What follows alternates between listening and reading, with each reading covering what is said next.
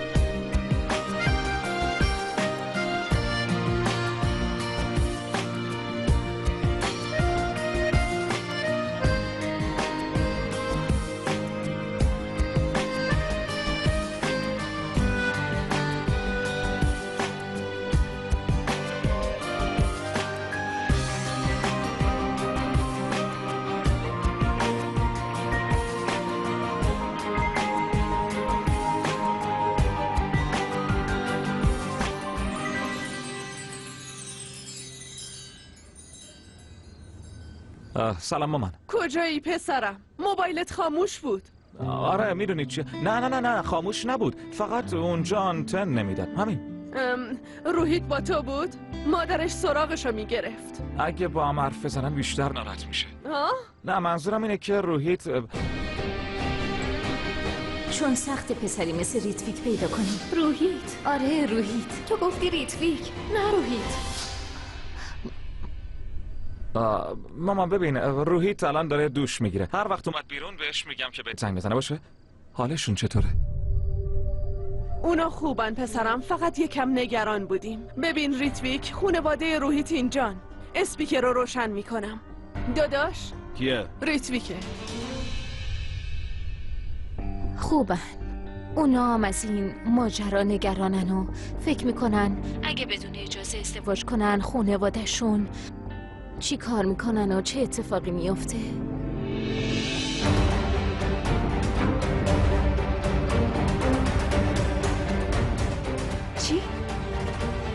چی میگن؟ ریتویک؟ الو؟ این یعنی نقشه کشیدن؟ آروم باشین دوباره بهش زنگ میزنم. روحیت و شیتا میخوان مخفیانه ازدواج کنن.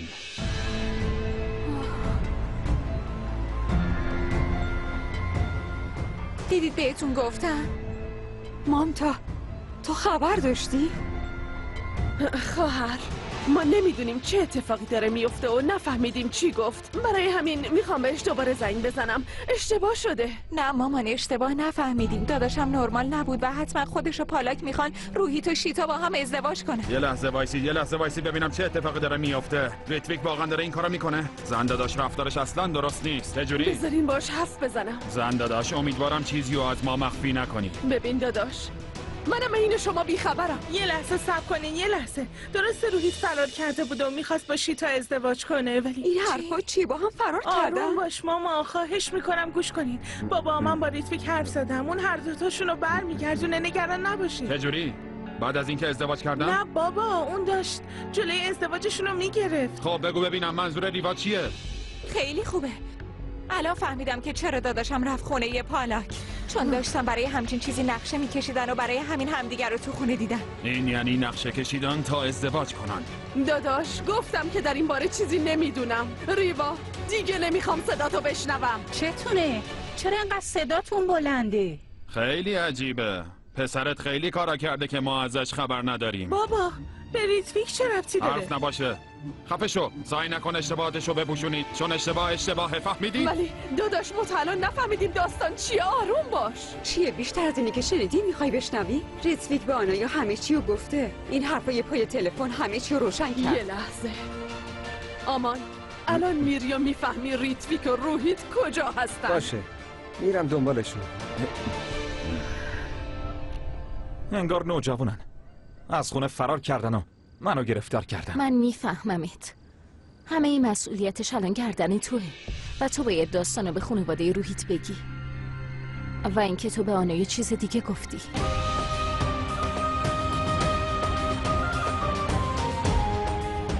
آره ببین من الان موضوع حل و فصل کردم، فقط باید طبق نقشه جلو بریم. چی شده؟ تو اتاق منتظرت بودم. برای چی؟ دستاتو ببوسم؟ نه، ولی باید چی کار بکنیم؟ آروم باش، با هم حلش میکنیم. یعنی ازدواج لغو شد؟ نه اصلا ازدواج میکنم، ولی نه مخفی. اگه هی عقبش بندازیم اون وقت شیتا فکر میکنه که من صادق نیستم و این دفعه اینو بدون اگه شیتا پشیمون شد و نتونستم قانعش کنم که با من ازدواج کنه، اسمم تو صفحه اول مرده ها میره. فهمیدی؟ آرامش خودتو حفظ کن روحیت، بسپارش به من، حلش میکنم. پشت سرتو نگاه. شیتا همه چی درست شد بچه ها. اتاق دوم آماده است.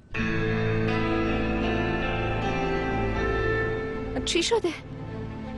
چرا اینجوری به من زل زدی؟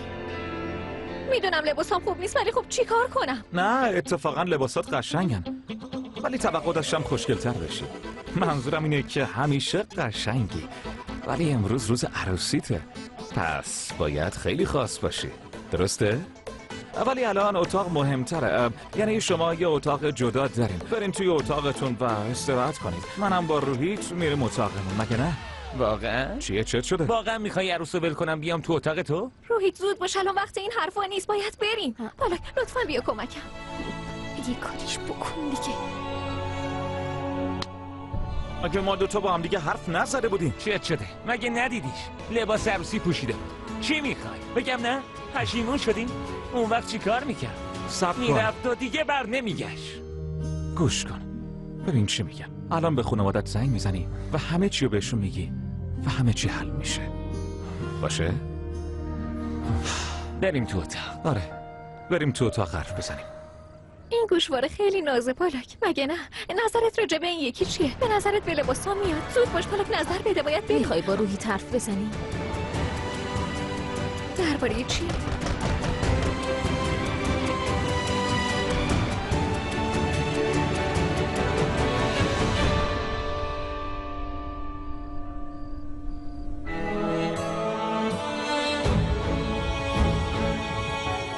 شیتا میشه یکم حرف بزنیم؟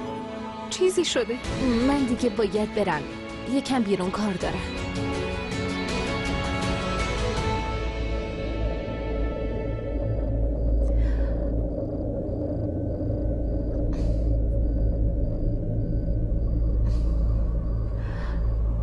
شارژم تموم شد.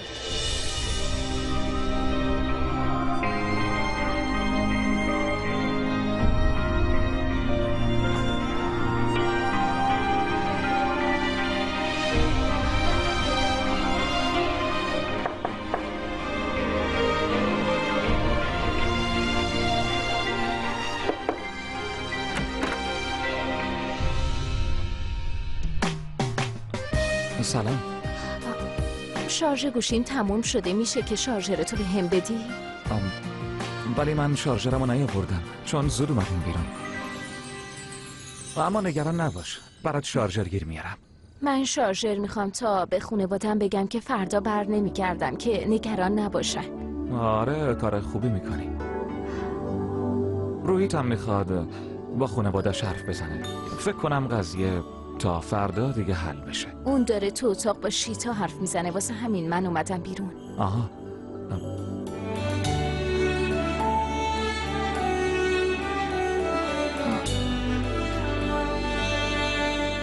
خب من دیگه باید از اینجا برم. گرسنت نیست؟ یعنی چیزی سفارش بدم؟ نه ممنونم. لطفاً اگه شارژر رو آوردن خبر بده. چون من باید ایمیلم هم چک کنم، چون درمانگاهی که واسه کارتو بمبئی میخواستم برم احتمالاً تا الان قرارداد فرستاده و وقتی موضوع شیتا و روحیت حل بشه باید برگردم بمبئی. نگران نباش، مطمئنم تا فردا حله. آره. با هم بریم؟ کجا؟ بمبئی؟ نه منظورم اینه که بریم بیرون چون من گشنمه. بریم یه چیزی بخوریم یا آب میوه بخوریم. باشه؟ خوبه، فقط یه دقیقه.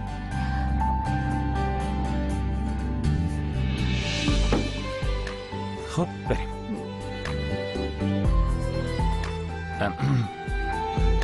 ببخشید، بفرمایید.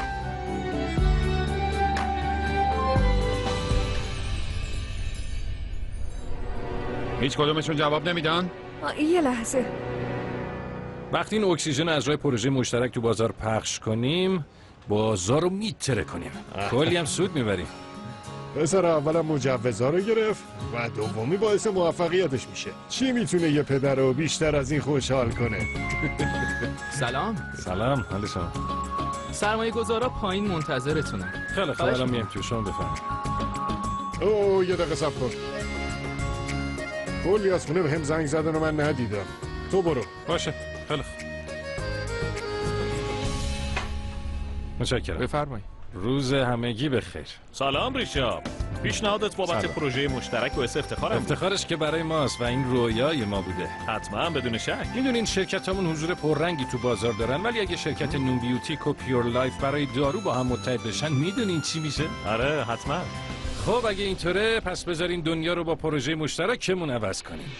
چطور؟ آره بابا، همشون عصبانی‌ان و اما هم به حرف هیچکس گوش نمیده. بگو به هم زنگ بزن. باشه. آقای نون کجان؟ یعنی قرار ما رو فراموش کردن؟ نه اصلا اینطوری نیست، ایشون همین جان یه تماس ضروری داشتن. الان میرم ببینم کجان، زود برمیگردم. ببخشید.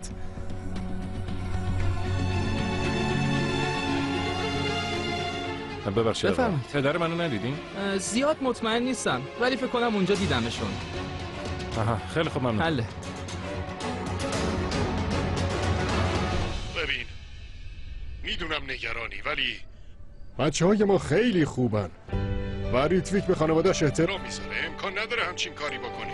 و پسرت روحیت شما رو خیلی دوست داره. ولی ریوا داره میگه برای همه چی نقشه کشیدن. اون دختره هر اتفاقی که بیفته امکان نداره عروس ما بشه. میفهمین این داستان چیز کمی نیست.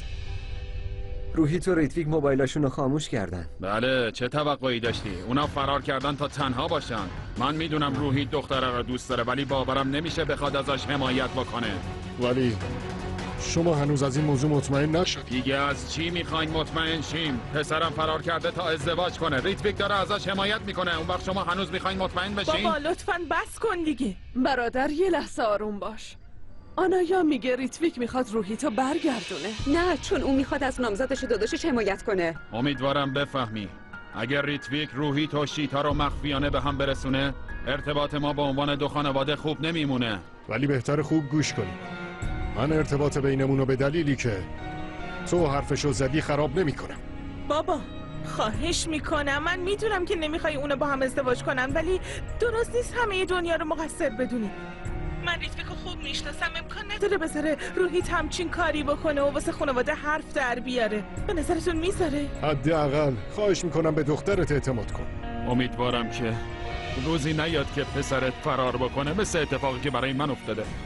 چون اون موقع است که میبینیم چی کار میکنی و چی میگی. چیزی که گفتی واقعا دلمو شکست. ولی دخترت قرار عروسمون بشه و من هیچ وقت جواب تو نمیدم. فوراً برمیگردم هند. همین. آقایون، من خیلی درباره این اتفاق ازتون معذرت میخوام. من دنبال پدرم گشتم ولی پیداش نکردم. ولی فکر کنم که تلفنش خیلی طول کشیده. میاد حتما. امیدوارم درباره این قرارداد جدی باشین، ولی نظر منم نظر بقیه است. نه این حرفا چیه؟ ما جدی هستیم. چرا بخوایم تظاهر کنیم؟ انشالله دفعه بعد آقای ریشاب، چون واقعیتش ما امروز داریم برمیگردیم به سوئد.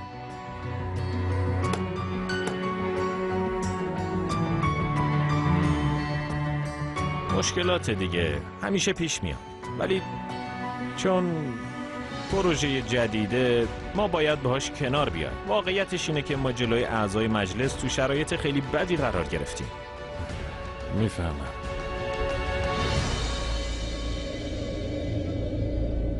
منو واسه کار قبول کردن.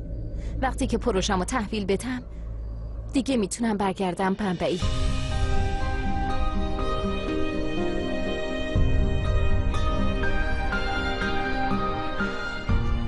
ببین، دهلی پایتخته و خیلی فرصت‌های کاری خوب برای دکترها هست. حتما اینجا کار پیدا می‌کنی. درسته. دیگه دلم نمیخواد دهلی باشم.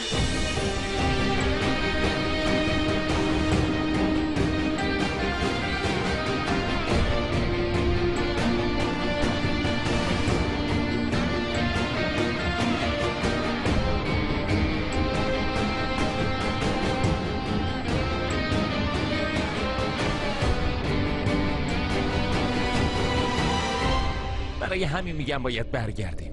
شیتا این به کرامت رابطمون مربوطه. ما اشتباهی نکردیم که بخوایم فرار کنیم. گوش کن، ریتویک حق داره. ما نباید مخفیانه ازدواج کنیم. ولی خانوادمون با ازدواجمون موافق نیستن. چرا نمیفهمی روحیت؟ به من اعتماد کن، راضیشون میکنم. من بهت قول میدم که جلوی همه ازدواج میکنیم. باشه؟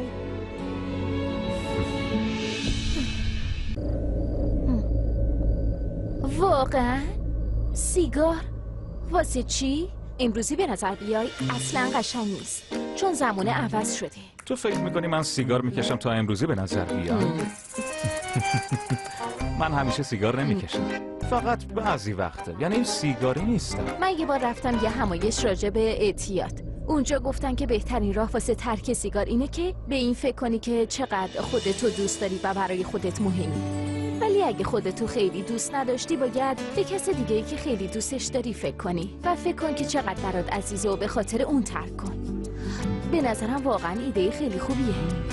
راستشو بخوای من خانواده‌مو بیشتر از هر کس دیگه‌ای دوست دارم. خانواده‌ات؟ پس اون دختری که قراره باهاش ازدواج کنی چی میشه؟ عشقش برات ارزشی نداره؟ ببین، این مدل عشق وجود نداره. فقط تو کتابا و فیلم ها قشنگه. نه، من اینجوری فکر نمی کنم و برعکس فکر می کنم کسایی که به عشق ایمان ندارن آدمایی مرموزی هن. نمیتونی عشق رو کنترل کنی. این امکان نداره. وقتی که عاشقی عقایدت کاملا عوض میشه. خودتو فراموش میکنی و اگه حس کردی میخوای برای کسی کاری بکنی، اون زمانه که معلوم میشه دوستش داری. اگه خودتو فراموش کردی و کس دیگه ای شد اولویت زندگیت، اون زمانه که عاشقی.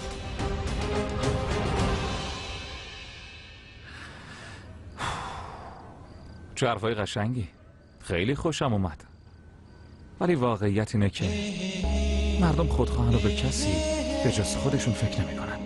خوشحالم که من و آنایا با این موضوع خوب کنار اومدیم. درست نیست،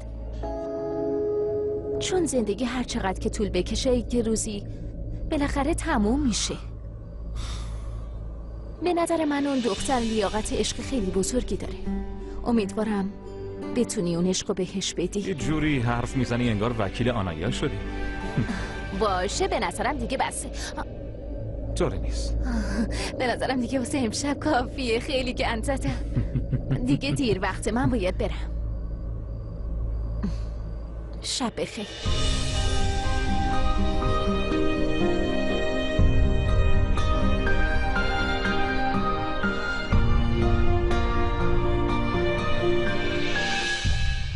پالاک،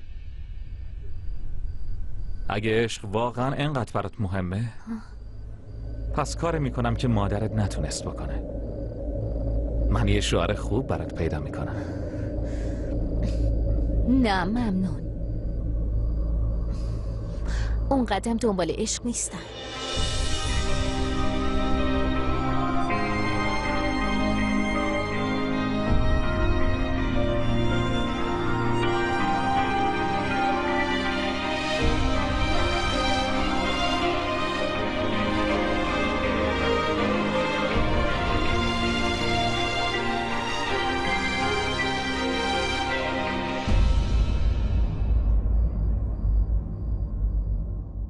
جای ریتویکو پیدا کردیم.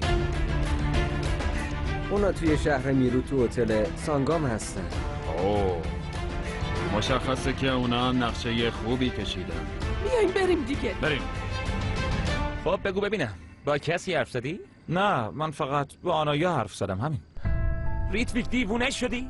چی بهش گفتی؟ الان میره به همه میگه. چت شده؟ پالاک ازم خواست و منم بهش گفتم. خوبه، همه چی گذاشتی کف دستش. منظورت چیه؟ به آنایا قول دادم هیچ وقت بهش دروغ نگم. نه به خاطر شما بهش دروغ نمیگم. نه اصلا. صبر کن ببینم تو به کسی تو خونه نگفتی که اینجا یه داری چی کار میکنی؟ مگه بهت نگفتم که همه چی درست میشه؟ هنوز نگفتم. گفتم اول با شیتا حرف بزنم. تو عقل نداری؟ الان از نگرانی دیوونه شدن. اینجا آنتن نمیده. برو از تلفن زنگ بزن. زود باش. الو؟ باورم نمیشه. تو چه شده؟ دیوونه شدی؟ ببین آروم باش و داد نزن. گوش کن ببین چی میگه. هنوز ازدواج نکردیم و فردا برمیگردیم. گوش کن. میدونی تو خونه چی شده؟ همه فکر میکنن شما ازدواج کردین. مامان و بابا میخوان تو رو برگردونن. تو بهشون گفتی؟ نه. ریتویک وقتی داشت حرف میزد صداش روی اسپیکر بود و همه شنیدن که چی گفت. من میدونستم. چی شده؟ ازت خواهش میکنم لطفاً بهشون زنگ بزن که زود برگردن خونه. نه گوش کن. بذار بیان، چون بین خاله و بابا بحث شده و فکر میکنن که ریتویک داره کمکتون میکنه. باید بیان پیش تو باشه. فقط بذار بیان اونجا. باشه درستش میکنم. فقط به کسی نگو که داشتی با من حرف میزدی لطفاً. چی میگی؟ زود باش بریم. باشه اومدم. چی شده که تو سرما عرق کردی؟ داستان چیه؟ دارم میان اینجا.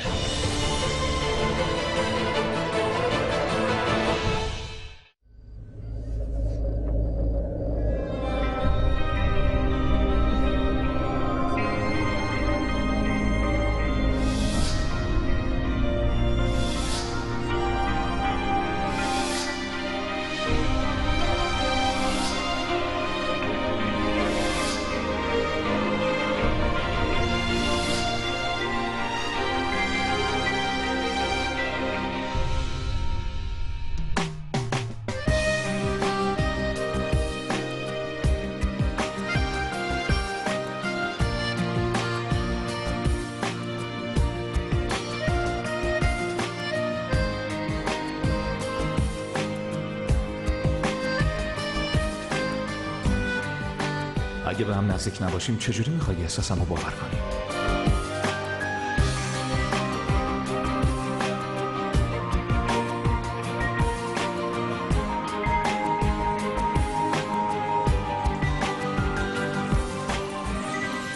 داری به من فکر میکنی؟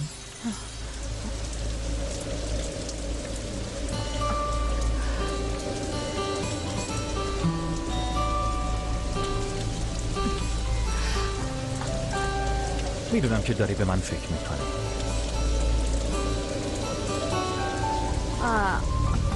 چی بیدارت کرد؟ تو رو چی بیدارت کرد؟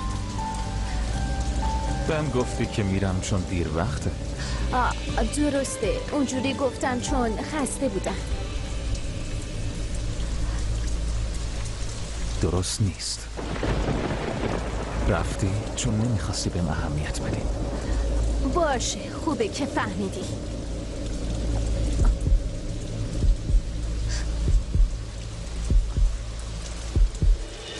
چیو فهمیدم؟ بزرگترین دروغیه که به خودت میگی. میخوای بدونی که آنایا رو دوست دارم یا نه؟ نه فقط یه سوال بود. چرا باید این سوالو میکردی؟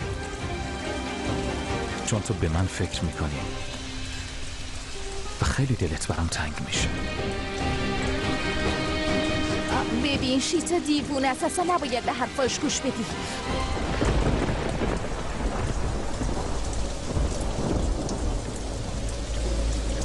چرا به خودت دروغ میگی؟ این کار اصلا درست نیست. تو نامزد داری، نباید این کارو بکنی. مگه یادت رفته؟ تو که میدونی من نامزد دارم، پس برای چی دوستم داری؟ پسری که تو کتابته 7 مرحله عشق. مقاومت نکن، چون نیاز نیست از من دور بشی، چون به دلت نزدیکم حتی اگه دور باشم. با خودت اینجوری نکن. من از چشمات میفهمم چته. وقتی بهم نزدیکی قلبت تندتر میزنه. مخفی کاری فایده ای نداره.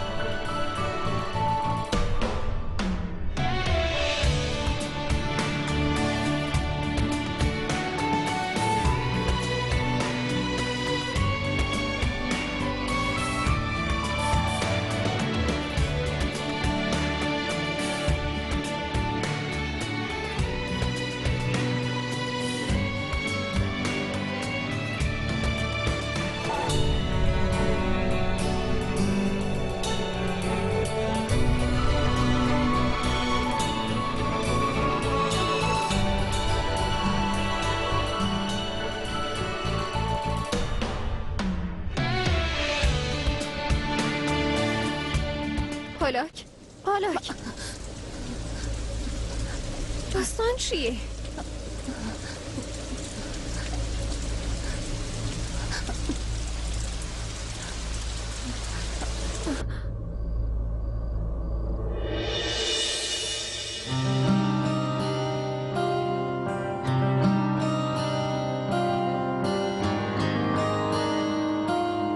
چه اتفاقی واسم افتاده؟ من حتی تو خوابم میبینمش. چی شده؟ چی شده؟ ببین تو خوبی؟ صبر کن ببینم چی شده. به من بگو پالاک. لطفا تنهام بذار. پالاک صبر کن. اینقدر احمق نباش. تو چرا باید خوابشو ببینی؟ به چی فکر میکردی؟ این غیر ممکنه.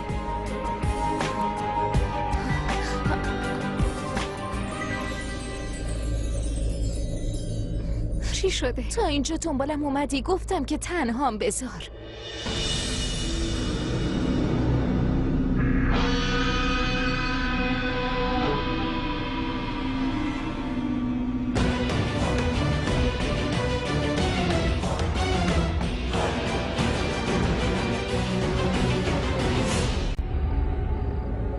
بفرما. ممنون داداش. خانواده‌ام تو راهنو میخوان دردسر درست کنن. خب باشه، بذار بیام. تو کار اشتباهی نکردی. تو فرار نکردی که. ممکنه ناامیدشون کرده باشی، ولی میان و همه چی حل میشه. جنگ را میندازن. مهم اینه که تو اشتباه نکردی. چرا ترسیدی؟ بی خیال. باشه، بیان ببینم چی میشه. یه نقشه خیلی خوب دارم. اول چای تا بخور.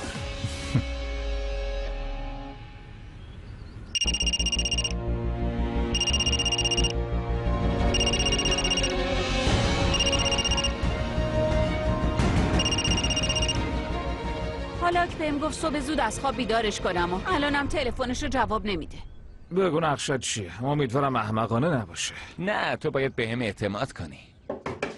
میخوام که به شیتا و پالاک بگم برن دهلی. تو که پدر منو خیلی خوب میشناسی، میخواد سر من داد بزنه و تو خوب میدونی وقتی عصبیه چی کار میکنه. حالا اگه این دوتا دختر قبل از اومدنشون رفته باشن میتونیم این مشکل رو حل کنیم. نمیخوام پدرم به شیتا چیزی بگه. خوشم اومد، نقشت عالیه. باورم نمیشه. شوکم کردی. ممنون. پالاک صبر. چرا درو باز نمیکنن؟ پالاک، شیتا درو باز کنی. جواب نمیدن. چرا باز نمیکنن؟ پالاک، شیتا دخترا، شیتا درو باز کن. یالا. چی شد؟ چرا در بازه؟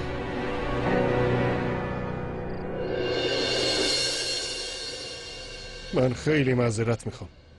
جلسه به خاطر من کنسل شد و باید فوراً برگردیم هند.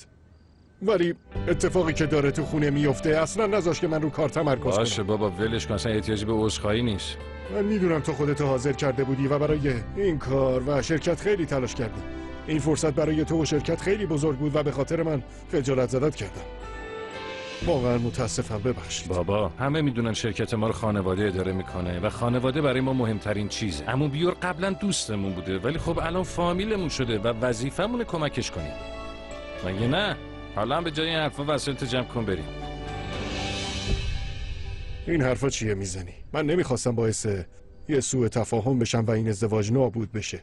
آنایا برای ریتویک مناسبه، اون مثال زدنیه و تو میدونی که بعد از سالها و کلی دردسر تونستیم ریکی رو قانعش کنیم که بالاخره ازدواج بکنه. اون همیشه آماده است. خودش گفت ازدواج میکنه و حتما هم ازدواج میکنه. خیلی خب دیگه بریم. کجا؟ کسی اینجا نیست. پالاک، شیتا، حتما هم اینجا. در باز کن. کسی نیست. یعنی کجا رفتن؟ شاید رفتن صبحونه بخورن. یعنی تا الان کسی اینجا نیومده؟ قربان، مهمونا اینجا نمیان. دخترایی که با همون بودن رو دیدیم؟ یه لحظه. بله قربان. دنبال دخترا میگردن، ندیدیشون؟ بله صبح دیدمشون. بیرون بودن. از صبح رفتن پیاده روی. حداقل باید یه نامه‌ای برامون میذاشتن. آره. تو این شرایط باید عادت کنی که ساعت 5 صبح بیدار بشی، چون وقت داری که خوب فکر کنی. باش، فراموشش کن. انگار کسی نیست. فقط یه پارک نزدیکی هتل هست. یعنی کجا میتونم رفته باشم؟ چیتا جواب نمیده. الان به پالاک زنگ میزنم.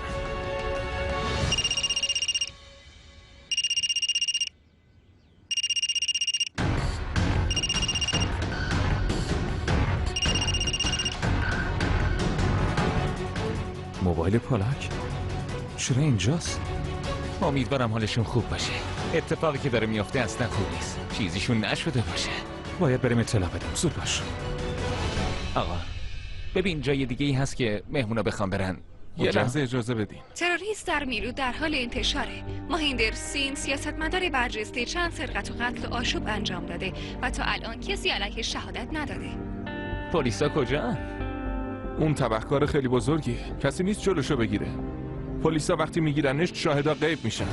این خیلی خطرناکه. روحیت، دختر گم شدن. حواست هست؟ ببینم مهمونای هتل کجاها دیگه میتونن برن؟ تراس یا هر جای دیگه؟ آره، با من بیان. بیا. آقا ببخشید، یه نفر اینو برای شما فرستاده. کی؟ نمیدونم، بهم گفت برسونمش دست شما. داره زنگ میخوره. باشه جواب بدین، شاید با شما کار داره. الو؟ ببین وقت ندارم باهات احوال پرسی کنم. ماهیندر سینگ باهات حرف میزنه. شیتا، ببین عزیزم، میدونم تو تقلید صدا استادی باشه ولی دیگه شوخی نکن. اصلا حوصله‌شو ندارم. بپرس کجان. آره حق داری، این اتفاقا برای من زیاد میفته، چون مردم وقتی که عاشق میشن فکر نمیکنن. پسر جون بهتر خوب گوشاتو باز کنی تا جسد عشق تو رفیقشو برات نفرستادی. من بهت قول میدم که تو میبینیشون ولی از صحنه خوشت نخواهد اومد.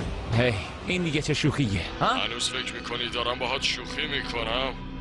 خوبه، اگه میخوای از هتل بیا بیرون و حقیقتو با چشمات ببین. چی شده؟ الو، قطع کرد. چت شد؟ الان کجا؟ تهدید کرد. گفت از هتل برو بیرون و ببین.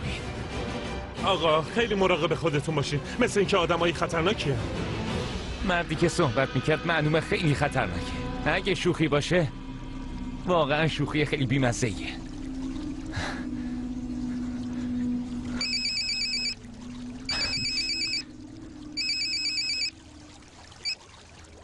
بله بگو. خوبه، معلومه اومدی بیرون. تو کی هستی؟ نظرتون چیه سر عشقاتون رو تو کیسه زباله براتون بفرستیم تا بفهمین ما کی هستیم؟ یه موتور بیرونه با کلیدش پارک شده. موتور رنگش آبیه. 5 میلیون روپیه میارین محله خانوما.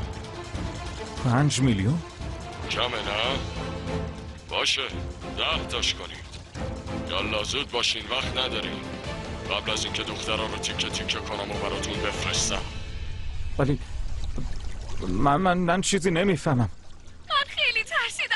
بزن. شرطشون رو بیاد نجاتت بده. خواهش میکنم. شیتا اینا خیلی خطرناکن، من خیلی میترسم. باشه شیتا، آروم باشین، نترسین، الان میایم دنبالتون.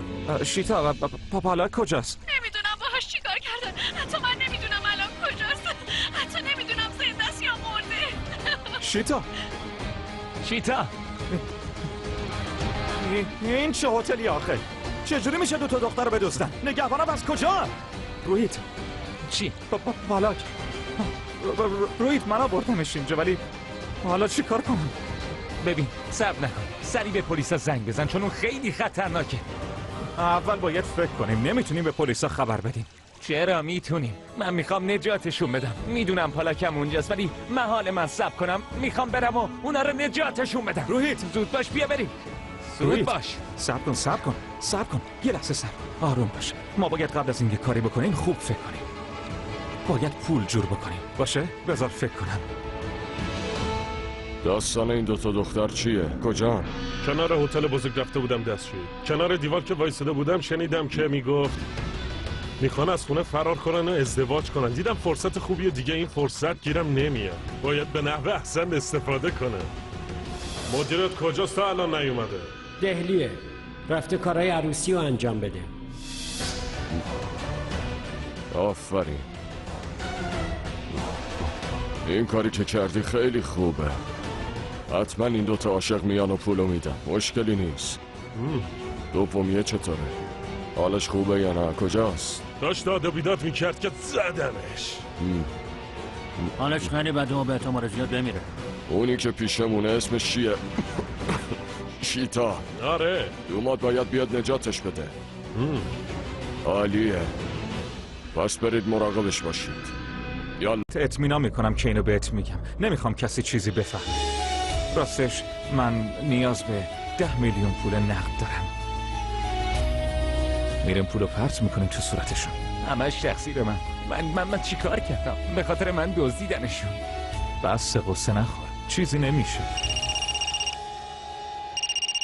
تلفن پالاک. آنایاس.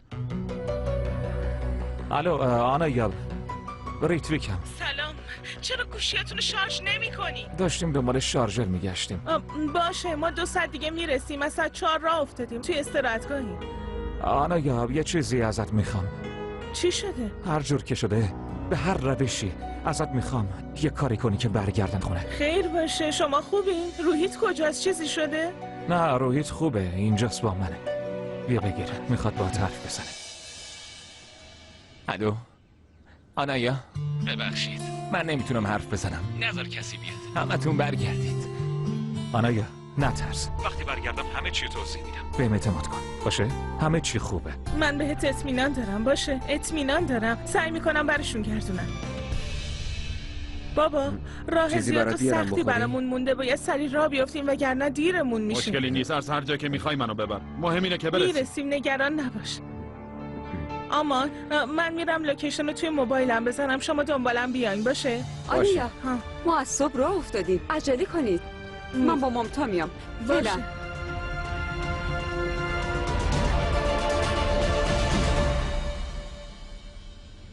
باشه خوبه، ممنون مهرا. ببینم پول جور شد؟ آره آماده است. باشه بریم. یه لحظه صبر کن. پالاک، من خیلی بهت زنگ زدم و برات پیام فرستادم، الان جواب میدی؟ سلام، من ریتویکم. چی؟ ریتویک؟ تلفن پالاک پیش تو چی کار میکنه؟ آخه میدونین شیتا و پالاک و من و روحیت، ما یعنی با پالاک و شیتا الان بیرونن، واسه همین خودتون رو نگران نکنین، اونا خوبن، فقط بیرون بایستدن. حال پالاک خوبه. یه لحظه صبر کن ببینم. به پالاک بگو باید به مادرش زنگ بزنه. بله چشم. پالاک کی از اینجا رفت؟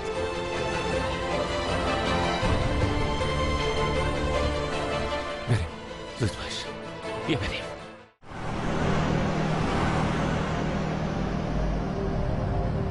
آنایا تو مطمئنی آدرس درست زدی؟ آره. نمیدونم ولی فکر کنم داریم اشتباه میریم. نه راهمون درسته. برو. بذار بزنم کنار از یه نفر بپرسیم. راهمون درسته، مطمئنم. من منم باهاش میرم پایین میپرسم. باشه. ببخشید جناب، یه لحظه. از کجا میتونیم بریم به هتل سانگام؟ از این طرف نیست. پس از کجا باید برم؟ اون هتل تو مسیر میروته. تو داری میری سمت نیمران. باشه. ببینم چی شده، چرا وایسادین؟ ببخشید ولی فکر کنم راهو گم کردیم و اون آقا بهم گفت که مسیر اشتباهه. به من نگاه نکنین، مگه من کامپیوترم؟ منم داشتم از اون نقشه میگفتم. باشه الان برید از یکی بپرسید و بریم. آره بریم بپرسید. باشه الان میای. چی شده؟ هیچی. چی میخواستیم بشه؟ یالا راستشو بگو، بگو چی شده؟ اتفاقی افتاده؟ چی شده؟ نقشه ای داری؟ یه چیزی بگو. بچه ها معذرت میخوام ولی واقعا مجبور شدم که شما رو از راه اشتباه بیارم. چی؟ آخه ریتویک بهم گفت باید همه رو برگردونم. اگه ریتویک تماس گرفت پس حتما یه مشکلی براشون پیش اومده. امیدوارم اینجوری نباشه ولی باید بهمون خبر بدی. آره میدونم ولی میبینین که مادر و پدرم اصلا آروم نیستن، نمیتونم کمکشون کنم. ولی اگه دوست دارین و میخواین که کمکشون کنین باید همشون رو برگردونیم. ولی نمیدونم کجا. آروم باش، من حلش میکنم. چتونه؟ چرا دارین وقت رو تلف میکنین ها؟ چی شده؟ اما یه ساعته دارم بهشون میگم راهی که دارین میرین اشتباهه ولی کسی جوابمو نمیده. بهشون میگم از راست برید ولی اونا از چپ رفتن. نه این مسیر میره سمت هتل سارگام. سانگام. آره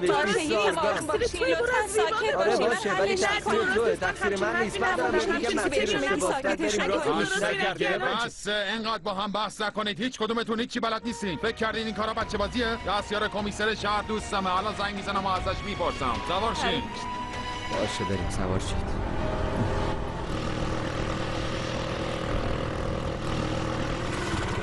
اینجاست. رسیدیم.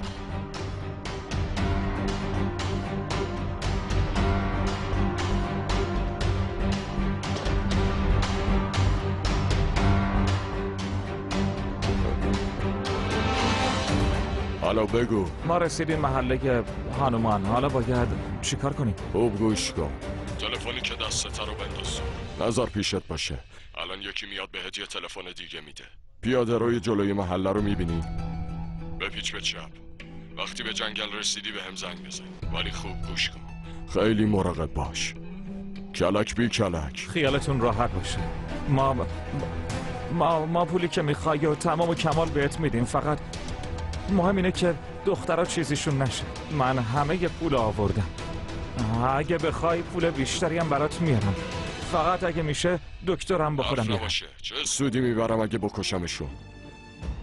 یالا زود باشین چون اگه حوصلم سر بره بهشون نمیرسی. باشه. چی گفت؟ اون بهم گفت باید تلفنم بندازم بره. کجا بریم؟ پیاده رو. بعدش باید بریم به سمت چپ، بعدم مستقیم.